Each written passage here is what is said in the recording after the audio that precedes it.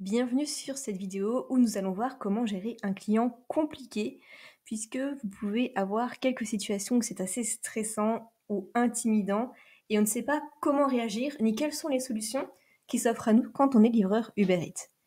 Alors, au préalable, déjà, évitez de vous mettre en danger. Évitez de livrer à certaines heures tardives des clients que vous ne connaissez pas. Je vous conseille de livrer des clients que vous connaissez l'après-midi, des clients que vous ne connaissez pas, pardon, dans l'après-midi, mais des adresses peut-être que vous n'avez jamais faites à plus de 23 heures, évitez peut-être de tenter. Préférez refuser et rester en sécurité. Vous ne savez jamais sur qui vous pouvez tomber à heure tardive sur des adresses des clients que vous n'avez jamais livrés. Bien sûr, ça dépend les villes. Si vous livrez, si vous faites des livraisons à Marseille, c'est sûr que ça ne sera pas pareil que si vous livrez dans des petites communes. Évitez certaines zones dangereuses. Bon, ça fait un peu cliché, mais évitez peut-être les cités, surtout à certaines heures, ou alors certaines cités même à toute heure, mais qui sont réputées très dangereuses. Voilà, vous savez que ça peut être très très compliqué. Évitez aussi d'aller livrer de l'alcool tardivement. Passer une certaine heure, 23 heures, minuit, 1 heure. Évitez quand même d'aller livrer de l'alcool parce que souvent les personnes peuvent avoir déjà commencé de l'apéro et peut-être continuer à consommer et vous ne savez pas si les personnes ont l'alcool méchant ou pas. Donc ça, c'est au préalable. Évitez de vous mettre en danger. Ensuite, ayez toujours des équipements sur vous. Je vous conseille par exemple une alarme personnelle qui a déclenché. C'est l'image qu'il y a sur la gauche. En fait, c'est quelque chose que vous pouvez mettre sur vos clés. Et s'il se passe quelque chose, vous tirez en fait la languette et ça fait une alarme qui se déclenche comme une alarme de voiture, c'est super fort et ça va forcément alarmer, c'est le cas de dire, le voisinage. Et ça va faire peur aussi à la personne qui vous agresse parce que déjà, ça fait très très mal aux oreilles, c'est très dur à supporter. De deux, ça va alarmer les autres, donc la personne va arrêter d'agresser ou d'être compliquée. Et du coup, vous allez pouvoir avoir aussi le temps de vous enfuir, le temps que l'agresseur se demande ce qui se passe. Ayez aussi un suivi de votre parcours si vous le souhaitez. Par exemple, je sais que sur Snapchat, si vous avez Snapchat, ça localise en direct votre position avec vos proches. Donc ça peut être bien aussi si vous avez l'habitude de livrer dans des zones un peu compliquées. On voit vraiment en direct, même limite dans quelle pièce vous êtes. Donc ça peut être vraiment très très bien si vous avez l'application. Ou alors vous l'installez juste pour ça.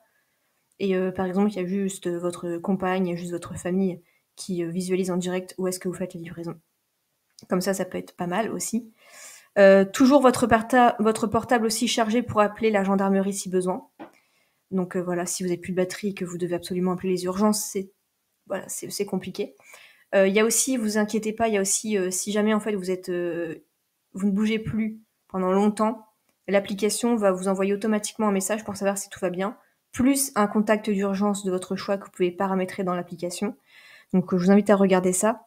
Et du coup, ça peut prévenir quelqu'un de votre entourage qu'il se passe quelque chose. D'accord? C'est grâce à, ça s'appelle Raid Check, quelque chose comme ça. Vous allez le voir sur votre application. Ça peut aussi être une bonne option. Ensuite, si vraiment il se passe quelque chose, vous pouvez signaler le comportement à Uber Eats. Donc là, selon la situation, soit vous déposez la livraison, si vraiment, il est juste alcoolisé mais il vous agresse pas, vous déposez la livraison, vous partez.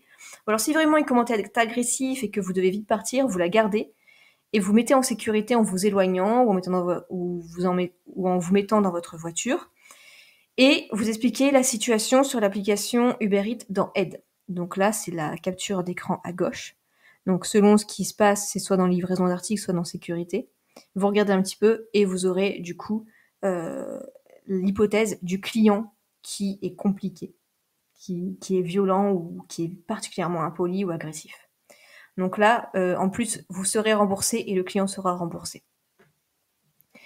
Alors, on va prendre une mise en situation. Par exemple, un client qui est impoli. Vous arrivez à la porte du client pour livrer sa commande, et dès l'ouverture de la porte, le client commence à se plaindre sur le délai de livraison de manière agressive et impolie. Là, vous gardez votre calme et vous restez professionnel. Vous répondez avec politesse en disant par exemple « Je comprends que le délai ait pu être frustrant, mais je suis ici pour vous livrer votre commande au plus vite. » Vous limitez la conversation au strict nécessaire, vous ne rentrez pas dans son jeu, vous n'entrez pas dans un débat, et vous restez vraiment sur le sujet de la livraison.